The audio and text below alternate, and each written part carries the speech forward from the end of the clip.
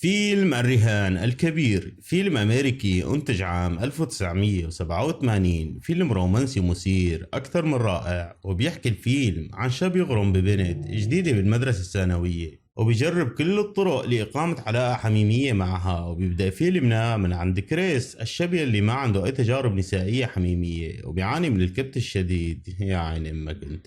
كريس طالب بالمرحلة الثانوية، وبتجي بنت اسمها بيث على المدرسة، وبيشوفها وبيغرم فيها وبيحاول التقرب منها، وفعلا بينجح وبيدخل برهان مع طلاب معه. وهالرهان بيقضي انه لازم يعمل كريس علاقة حميمية مع بيث خلال اسبوع. وبيكون في جارة جديدة لكريس مثيرة جدا واسمها ميشيل، وبيعجب فيها بشدة. معه حق. المهم بيحاول كريس مع بيث بشتى الوسائل، وبكل مرة بيفشل بسبب عامل نفسي عند بيث. وبيطلب من ميشيل انها تساعده كونه ما عنده تجارب نسائية، وبيطلب منها انه تقيم علاقة يعني، بس بترفض طبعا. وبعد الكثير من الاحداث الممتعة والشيقة بتعرف بيث انه في رهان عليها، وبتتركه وبيروح مكسور الخاطر. يا حرام.